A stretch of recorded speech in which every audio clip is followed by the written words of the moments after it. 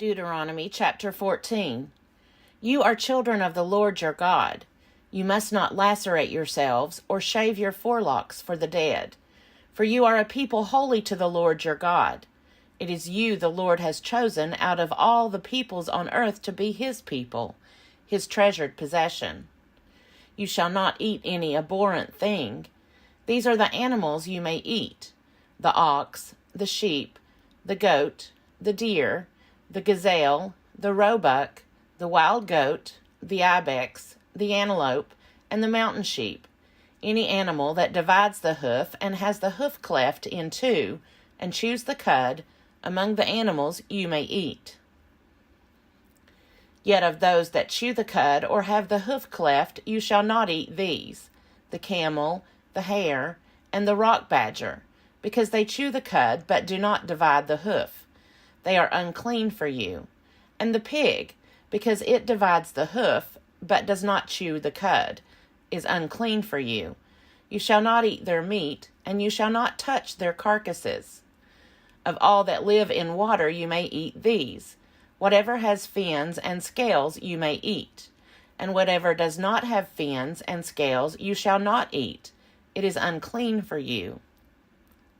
You may eat any clean birds, but these are the ones that you shall not eat: the eagle, the vulture, the osprey, the buzzard, the kite of any kind, every raven of any kind, the ostrich, the nighthawk, the seagull, the hawk of any kind, the little owl and the great owl, the water hen and the desert owl, the carrion vulture and the cormorant, the stork, the heron of any kind, the hoopoe and the bat.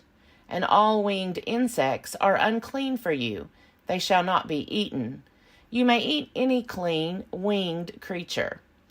You shall not eat anything that dies of itself.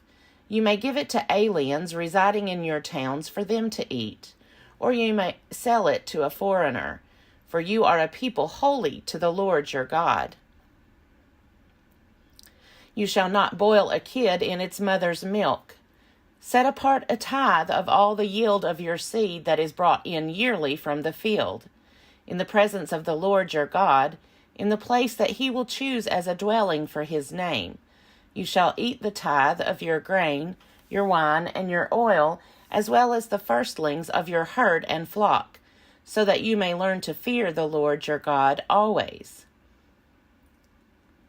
But if, when the Lord your God has blessed you, the distance is so great that you are unable to transport it, because the place where the Lord your God will choose to set his name is too far away from you, then you may turn it into money. With the money secure in hand, go to the place that the Lord your God will choose. Spend the money for whatever you wish: oxen, sheep, wine, strong drink, or whatever you desire, and you shall eat there in the presence of the Lord your God, you and your household rejoicing together. As for the Levites resident in your towns, do not neglect them, because they have no allotment or inheritance with you. Every third year you shall bring out the full tithe of your produce for that year, and store it within your towns. The Levites, because they have no allotment or inheritance with you, as well as the resident aliens, the orphans, and the widows in your towns, may come and eat their fill, so that the Lord your God may bless you in all the work that you undertake. Deuteronomy chapter 15. Every 7th year you shall grant a remission of debts, and this is the manner of the remission. Every creditor shall remit the claim that is held against a neighbor, not exacting it of a neighbor who is a member of the community, because the Lord's remission has been proclaimed. Of a foreigner you may exact it, but you must remit your claim on whatever any member of your community owes you. There will, however, be no one in need among you, because the Lord is sure to bless you in the land that the Lord your God is giving you as a possession to occupy. If only you will obey the Lord your God by diligently observing this entire commandment that I command you today. When the Lord your God has blessed you, as he promised you, You will lend to many nations, but you will not borrow. You will rule over many nations, but they will not rule over you.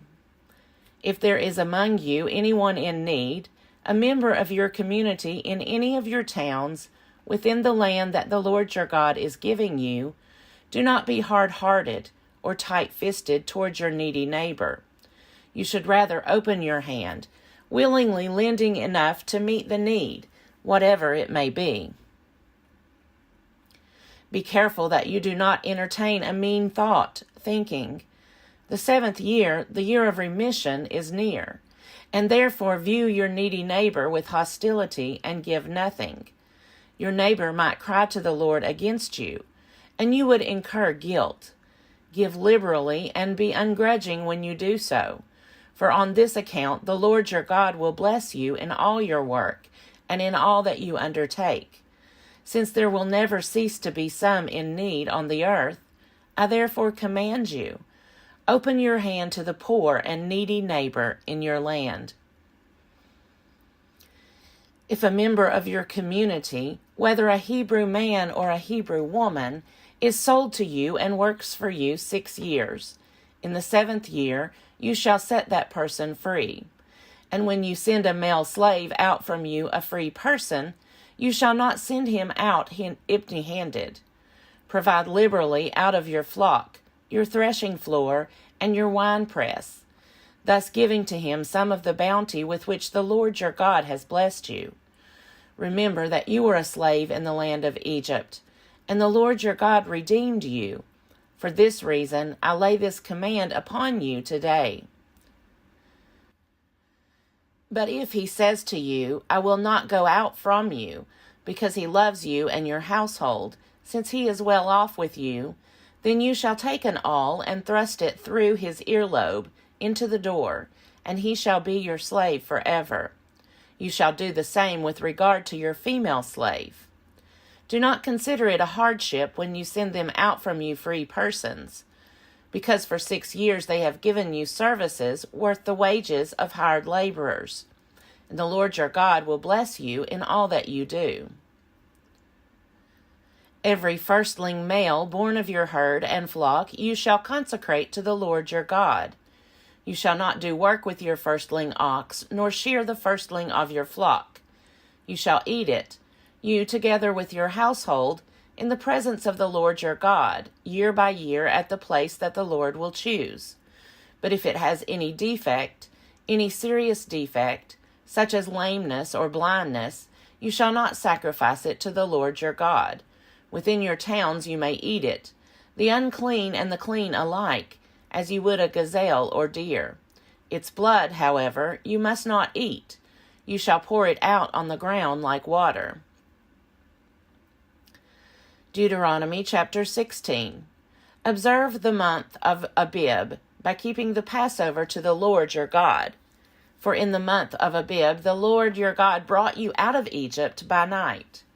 You shall offer the Passover sacrifice to the Lord your God, from the flock and the herd, at the place that the Lord will choose as a dwelling for his name. You must not eat with it anything leavened. For 7 days you shall eat unleavened bread with it, the bread of affliction, because you came out of the land of Egypt in great haste, so that all the days of your life you may remember the day of your departure from the land of Egypt. No leaven shall be seen with you in all your territory for 7 days, and none of the meat of what you slaughter on the evening of the first day shall remain until morning.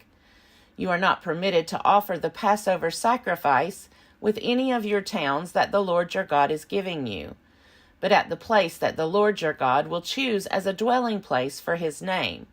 Only there shall you offer the Passover sacrifice, in the evening at sunset, the time of day when you departed from Egypt.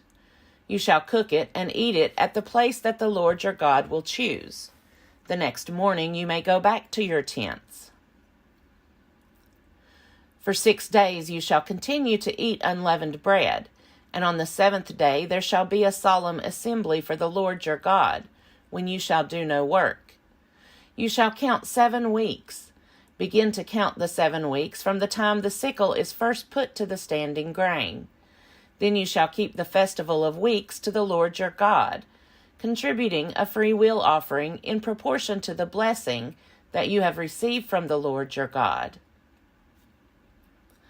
Rejoice before the Lord your God, you and your sons and your daughters, your male and female slaves, the Levites resident in your towns, as well as the strangers, the orphans, and the widows who are among you, at the place that the Lord your God will choose as a dwelling for his name.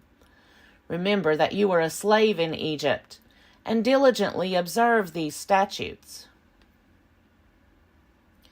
You shall keep the festival of booths for 7 days, when you have gathered in the produce from your threshing floor and your winepress.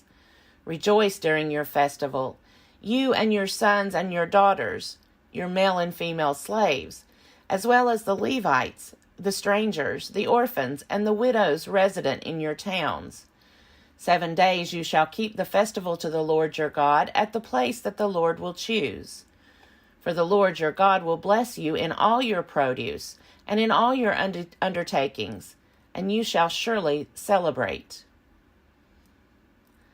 3 times a year all your males shall appear before the Lord your God at the place that he will choose, at the festival of unleavened bread, at the festival of weeks, and at the festival of booths. They shall not appear before the Lord empty-handed.